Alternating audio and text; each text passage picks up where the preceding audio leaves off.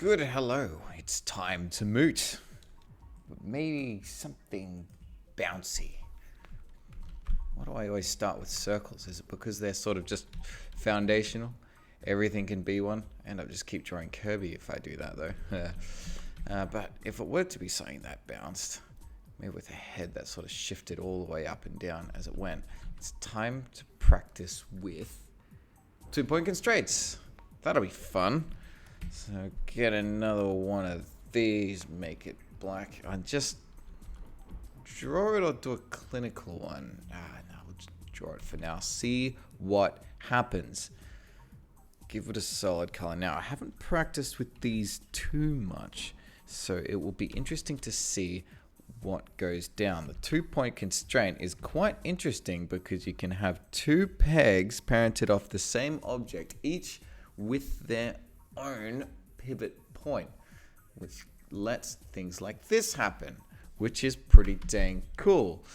So I guess if I connect both of those together, should be able to treat it as something like that. Yes. Pull down, stretch up. And when in the air, it's going to need to be still again, but its overall position up here. But it's only allowed to take off. It's going to take a little bit of refinement. Maybe delete those to start. Just have more of a regular bounce. Keep it small. Master on top. Overall scale, size, position, everything there. Yeah. So down, down. Don't need you. You're in the middle. You're at the top. And it goes. That is really unconvincing. That's okay. Give it ease. 50%. Getting there.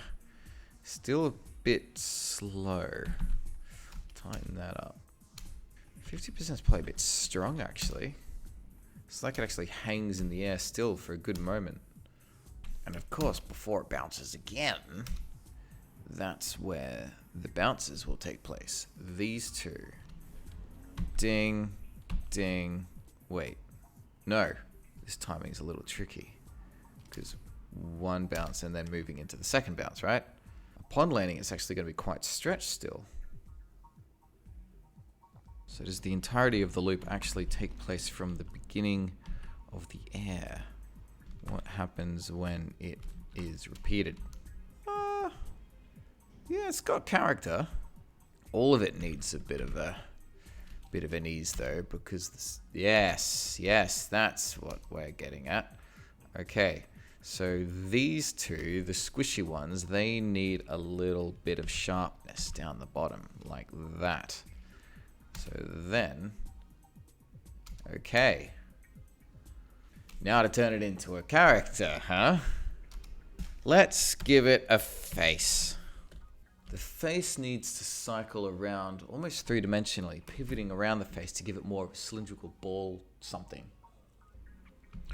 So with its own peg parented into that shape, if then I'll just sploot some eyes on. That's interesting. I wasn't expecting that. I wanted to pivot up and down the sphere, but it's almost like it's doing that on its own without any kind of influence. What causes it to stop for the lower bounce?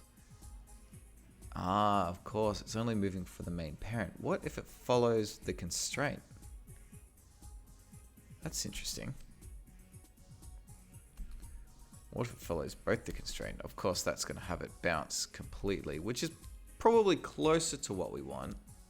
What if that parent gets applied a second time? That worked way better than I thought it would. It's just straight out moving up and down. That's cool. It's completely in a different position to where it should be. Why is it in the middle now? Pick it up and position it to make sure that it never goes outside of what's reasonable. Give it a better size, angle, etc. Wow, it goes all the way to the bottom. So if it gets another composite, then from this point, I can put in any other amount of drawings that I want to the same parent. This one's going to be a mouth, which is probably going to have a little some different sort of animation. Golly, it really is shrunken down quite a lot. The 50 level brush just ain't really quite cutting it. What size? This? Something like this? Or something like this? Let's go for that one. I want it to be closing as it goes down towards the bottom, though. Yeah, see that? Falls off the chin, so I think I could mask it so it just didn't fall off, but it starts to just not look like a mouth anyway. So I think as it starts to go down, this thing would be better to just sort of animate traditionally. Unfortunately, even though the manipulations are taking place, we can still draw straight onto the surface, which is quite nice. Notice that it has more thickness going left and right than up and down because it's all stretched like that. So, therefore, should just be able to do this. Just have it close gradually over twos. Okay, so that I'll mark as blue and the most open I'll mark as red. So don't need that exposure. And then when it opens back up again, at what point? About there. So expand that exposure all the way out. Could automatically loop it, but for this case I want to be a little bit careful. The eyes do fall off the bottom, so I am going to put in a mask just in case. That would be a cutter here after everything with the eyes takes place, and then the main body going through, mask inverted. There we go. Now to start having some more fun. Because everything's all this movement is just automatic, I'm going to start throwing a little bit of traditional on top to see how much more life we can get. Time for a little bit of housekeeping though.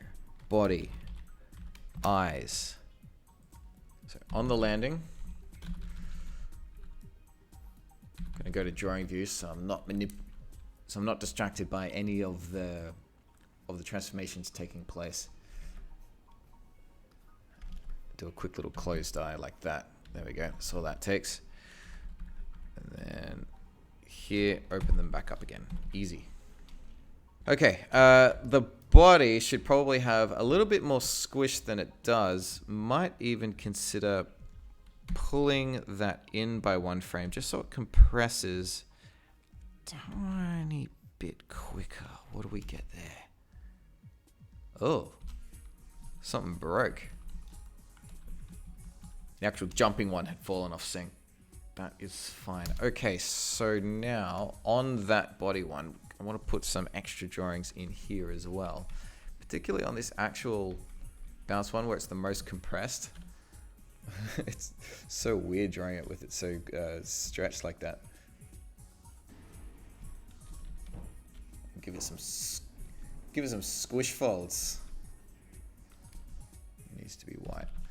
Okay, yeah, that's funny. Like the face like fits in there. Now I want to rig in some arms. So how to do that before everything gets messed up? I'm gonna have to somehow figure out how to connect all this up before drawing it probably, because like that face, it tend to just push and pull everything into a new location. So I don't really want it to follow the squishing, just the actual bounce. So let's just demo with that, with the bouncing of the compression. If I connect it to that top one, okay, that sort of works. The arms at the top there is appropriate, but right down there, maybe not. New composite, connect that in. I need 2 new layers, don't need this. Arm left, arm right. Each one, its own peg, both connected to the top pivot there, down into that.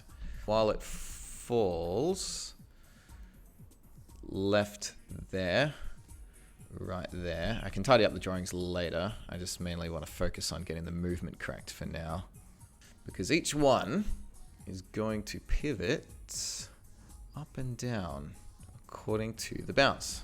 Like at the bottom of the bounce, I could animate it to sort of swing downwards like this, so they sort of lag behind. But is it possible to automate that somehow?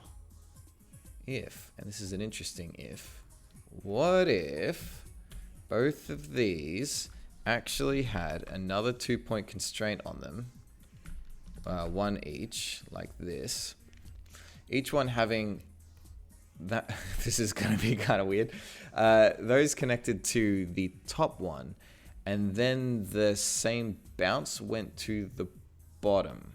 What would that cause? Okay, it does bend it downwards, but it's not exactly what I had in mind. Let's try swapping those over. There's different orientations. I'm sure we'll get different results for all of them. Okay. There's probably ways to automate it, but I can't be bothered.